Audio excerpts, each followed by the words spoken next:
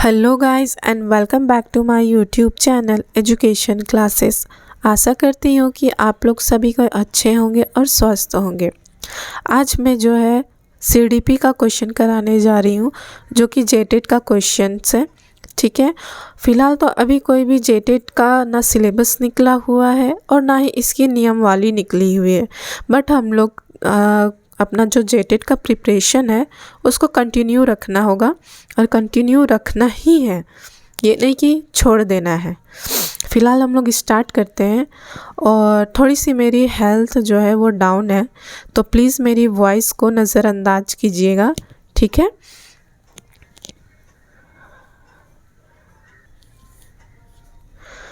बुद्धि है क्या है? एक स्वाभाविक मानसिक योग्यता, अंगीकार करने की एक क्षमता, सीखने की एक क्षमता, या ये सभी। तो आप लोगों को क्या लगता है बुद्धि क्या है? ये सारे के सारे तो ऑप्शन तो हम लोग को ठीक लग रहे हैं, तो मीन्स डी ऑप्शन हम लोग का सही होगा, ठीक है। मनोविज्ञान का आधुनिक अर्थ है मन का अध्ययन, चेतना का अध्ययन, या आत्मा का अध्ययन, या वर्ताव का अध्ययन। तो मनोविज्ञान में हम लोग मन का अध्ययन करते हैं। प्रभावी शिक्षण के लिए कार्यक्रम को व्यवस्थित करने अंतिम कदम है। क्या अंतिम कदम है? तो नियत कार्य, मूल्यांकन, या अनुवर्तन, समय सारिणी को व्यवस्थित करना। तो इसमें से क्या होगा? तो ऑप्शन नंबर है बी। डिसलेक्सिया है एक प्रकार का सोच अवरोधक, मानसिक अवरोधक, शारीरिक अवरोधक, या भाषा अवरोधक। डिसलेक्सिया है भाषा अवरोधक। प्रेरणा निम्नलिखित किसकी एक कला है? कार्य योजना, रुचि पैदा करना, मस्तिष्क को नियंत्रित करना, या सिलेबस के अनुसार पढ़ाना। प्रेरणा मतलब मोटिवेशन। तो मोटिवेशन कब मिलता है? तो जब हम लोग को रुचि पैदा करते हैं तब हम लोग को मोटिवेशन मिलता है। मोटिवेशनल भी दो प्रकार के होते हैं, intrinsic motivation and external motivation, ठीक है। तो इंट्रिंसिक जो मोटिवेशन होते हैं वो बहुत ही फ़ायदा होता है स्टूडेंट को, ठीक है। तो टीचर को एक इंट्रिंसिक मोटिवेशन देना चाहिए स्टूडेंट्स को, ठीक है। संज्ञानात्मक क्षेत्र का निम्नतम स्तर है प्रयोग, परिज्ञान, मूल्यांकन, या ज्ञान। तो क्या होगा? संज्ञानात्मक मीन्स कॉग्निटिव। कॉग्निटिव किससे रिलेटेड है? तो ज्ञान से है,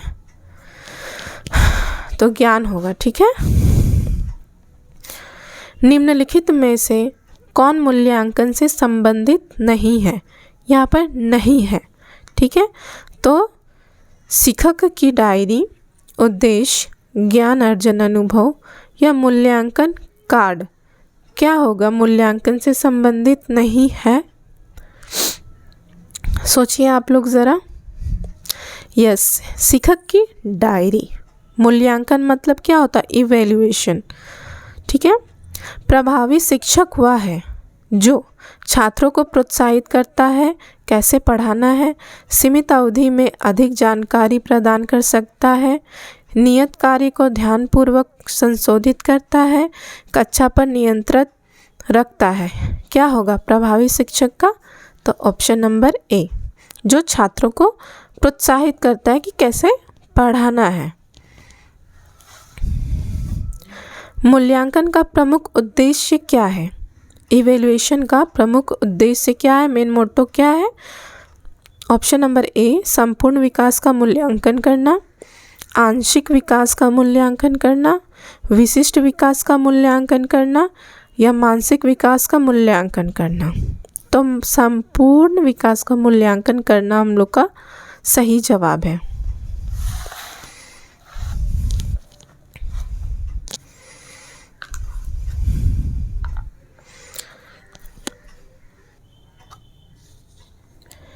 सजा का उद्देश्य होता है कड़ाई दर्शाना, छात्रों को यातना देना, छात्रों को असफल कराना, या गलतियों के बारे में सचेत करना।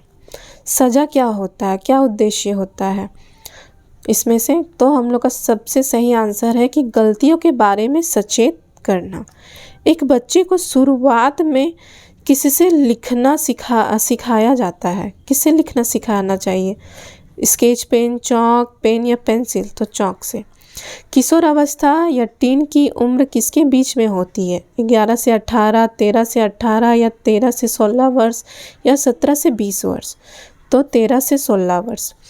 तस्वीरें उपयोगी होती है पढ़ने में, रुचि को बढ़ाने में या गुणवत्ता को बढ़ाने में, पदार्थ को बढ़ाने में या कौशल को बढ़ाने में?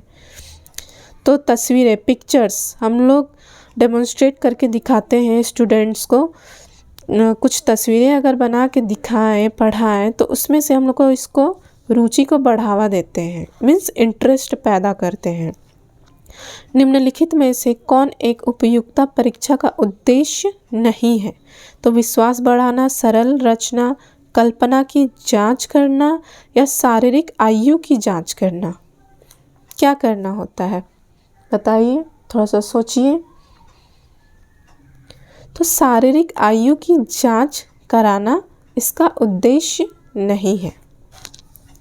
यदि एक नवयुवक शिक्षार्थी किसी विषय में रुचि कम दर्शाता है, मीन्स कम दर्शाता दिखाई देता है, तो शिक्षक को करना चाहिए, क्या करना चाहिए?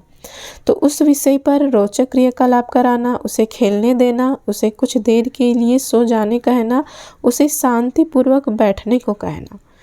क्या करना चाहिए? यदि कोई भी स्टूडेंट है, उस पर पढ़ने का कम रुचि है उस विषय में, तो क्या करवाना चाहिए शिक्षक को? तो उस विषय पर एक रोचक क्रियाकलाप कराना। गहन पढ़ाई से छात्रों को किस प्रकार के शब्द संग्रह में बढ़ोतरी होती है? वृहद, निश्चेष्ट, सक्रिय या थोड़ा? तो सक्रिय होगा। ठीक है। बच्चे के विकास के किस चरण के दौरान सृजनात्मक और कल्पना शक्ति अत्यधिक प्रबल होती है? शैशव 0 से 2, प्रारंभिक बचपन 2 से 6, मध्यम बचपन 6 से 10, प्रारंभिक किशोर अवस्था 14 से 18। किस अवस्था में होता है? ऑप्शन नंबर डी, प्रारंभिक किशोर अवस्था। FG फ्रेंच मेथड का प्रयोग निम्नलिखित किसकी शिक्षा देने के लिए किया जाता है? Means structural method. तो बुनियादी गतिविधियाँ, पढ़ना, लिखना, सीधा सपाट पत्र। तो क्या होता है? बुनियादी गतिविधियाँ। कौन सी तथोक्ति गेस्टाल्ट सिद्धांत पर आधारित है? संपूर्ण से अंश की तरफ बढ़ना, निश्चित से अनिश्चित की तरफ बढ़ाना, मनोवैज्ञानिक से तर्कसंगत की तरफ बढ़ना, प्रेरण से निगमन की तरफ बढ़ना। क्या होगा? तो 49 का ए होगा। थोड़ी सी मेरी तबीयत डाउन है, प्लीज़ इग्नोर कीजिएगा। थोड़ी सी मैं हाफ रही हूँ बोलते बोलते। एक स्कूल का वातावरण कैसा होना चाहिए? पिछड़ा, प्रगामी, खुशहाल या आनंददायी होना चाहिए? किस तरीके का वातावरण होना चाहिए? ऑफ कोर्स प्रगामी होना चाहिए। ठीक है। क्या करना चाहिए जब एक छात्र कक्षा में ध्यान नहीं देता है? ए, कक्षा में विषय के बारे में कुछ रुचिपूर्ण बातें बताना, उसे कक्षा से बाहर चले जाने को कहना, उसे चेतावनी देना, उसे पढ़ने को बाध्य करना। क्या करना चाहिए? ऑप्शन नंबर ए सबसे अच्छा उत्तर है। बर्ताव को निम्न में से किस रूप में जाना जाता है? अभ्यासी का पुलिंदा, प्रतिक्रियाओं का पुलिंदा, तथ्यों से अनावरण, इनमें से कोई नहीं। क्या होगा? प्रतिक्रियाओं का पुलिंदा। शिक्षण की कौन सी विधि ज्ञान के अधिकतम प्रयोग को प्रोत्साहित करती है? समस्या समाधान विधि, प्रयोगशाला विधि, स्वयं अध्ययन विधि या दल अध्ययन विधि? कौन सा विधि होना चाहिए? समस्या समाधान विधि। खराब लिखावट का निम्नलिखित में से किससे लेना देना नहीं है? शारीरिक त्रुटि, बुद्धि, गलत मुद्रा या थकावट? क्या सही होगा? तो बुद्धि से कोई लेना देना नहीं है। एक सम्मिलित कथा से संबद्ध मूल्य है ईर्ष्या, सहानुभूति, सहयोग, प्रतिस्पर्धा। क्या होगा? तो सहयोग। एक पाठ्य योजना है। एक विस्तृत कक्षा शिक्षण योजना, सभी पाठों का विवेचनात्मक मूल्यांकन, कठिनाई स्तर योजना, सीट, छात्रों के लिए एक कंप्यूटर एप्लीकेशन। एक पाठ्य योजना क्या होना चाहिए? तो विस्तृत कक्षा शिक्षण योजना। शिक्षा प्राप्त करने के किस चरण में एक बच्चा भावपूर्ण समस्याओं और बहुल परिकल्पनाओं को उत्पन्न करने में समर्थ हो जाता है? ठोस क्रियाएं, संवेदी क्रियाकलाप अवधि, पूर्ण परिचलनात्मक अवधि या औपचारिक क्रियाएं? तो औपचारिक क्रियाएं। परीक्षा पास करने की पहल को किसे प्रोत्साहित किया जाना चाहिए? ज्ञान अर्जन, प्रेरणा, बढ़ावा, कदर।